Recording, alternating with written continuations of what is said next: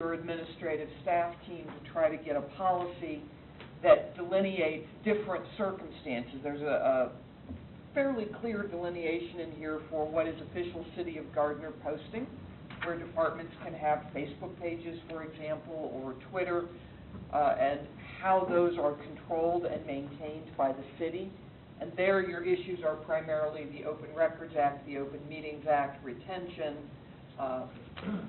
Then there are also some regulations or some policy that are intended to apply to people who may be employees or officials or even elected members or representatives of the city.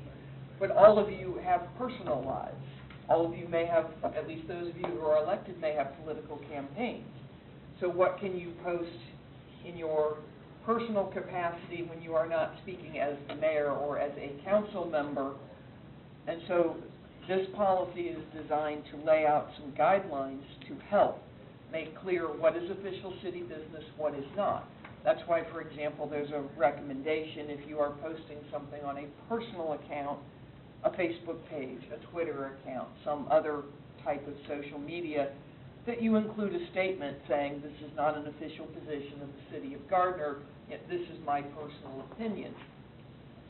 That protects the city, and it also protects you from being sued, saying, hey, you officially posted this, you acted on behalf of the city when you had no intention of doing such a thing. And it also strongly encourages anyone who is posting outside an official city capacity to refer back to the city's official website.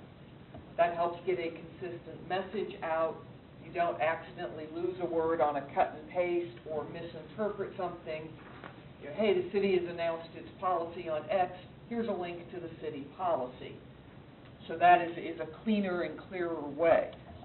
Just to give you an example of why this can be important, I'm sure all of you are aware we had a very recent experience in Kansas where a KU professor got on Twitter after a school shooting and made some really rather inappropriate comments that he thought the children of the NRA members should be shot. And there was a great deal of hoopla that was the university saying this was the professor speaking on behalf of the university. And the Board of Regents had to come together and try to come up with a social media policy that addressed that. They hadn't done their homework ahead of time. So by putting this policy in place where you have thought about all of these issues of how do we comply with all of the laws that bind us, open records, open meetings, confidentiality, confidential information should not be posted. This gives you a way to control and address that and to plan for that, and also a way to distinguish what is official city and what is not.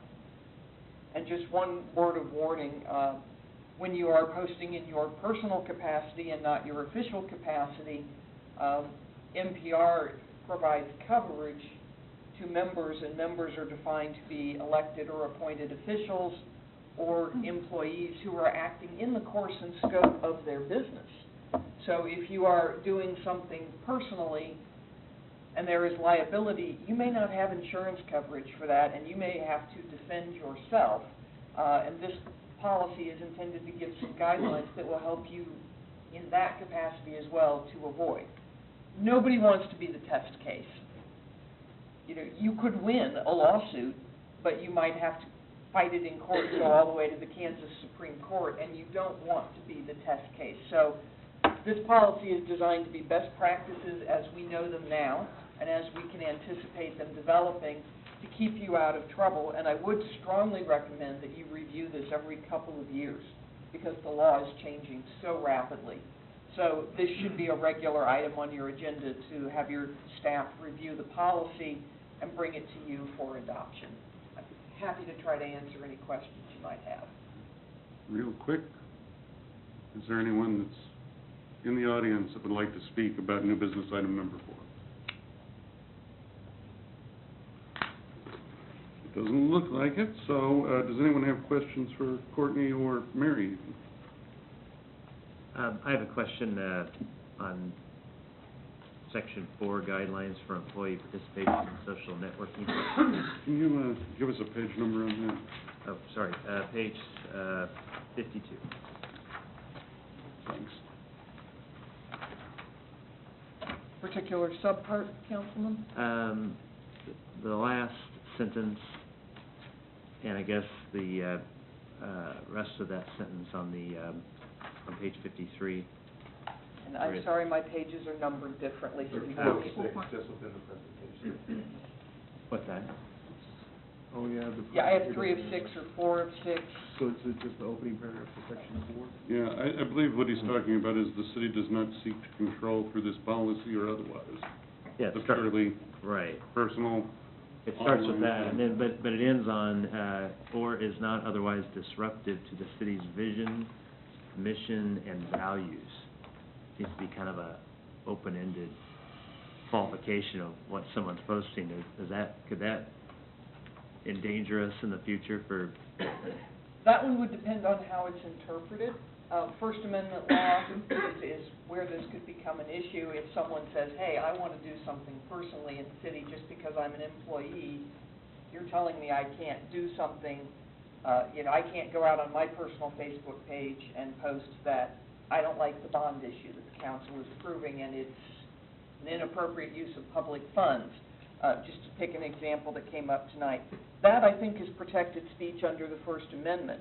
But if somebody goes out and says, hey, I'm a member of the, Department of Public Works of the City of Gardner, and let me tell you something is going on that's an inappropriate use of your public funds, you shouldn't have a city employee speaking in that capacity.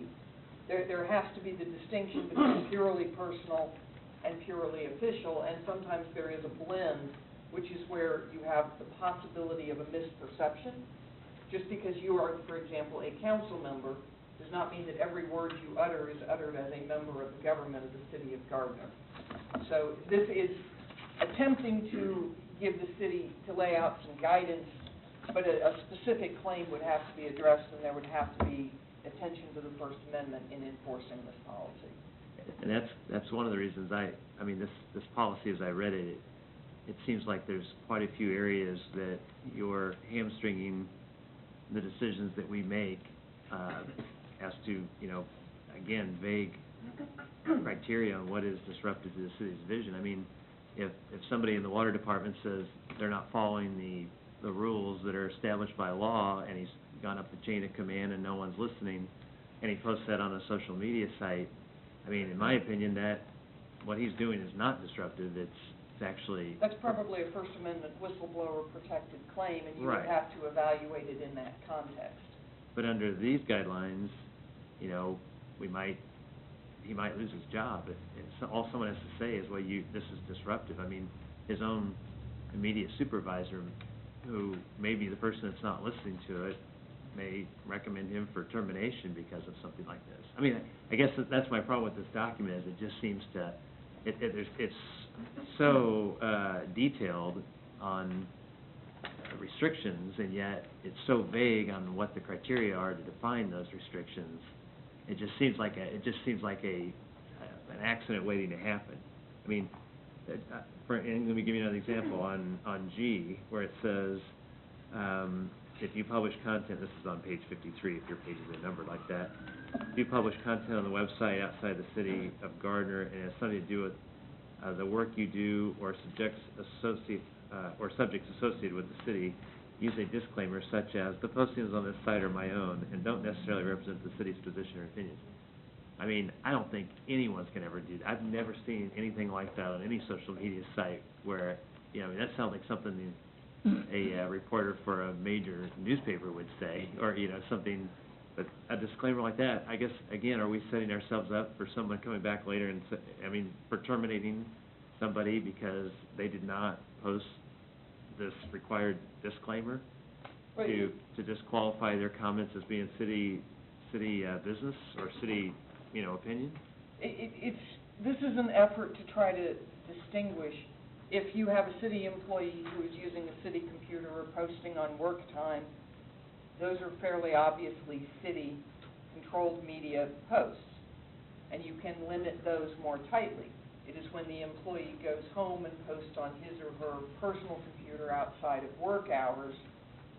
But if they are representing themselves as speaking on behalf of the city of Gardner when they are not, in fact, speaking on behalf of the city of Gardner, the city should be able to control that. What you can't control is what they say. They can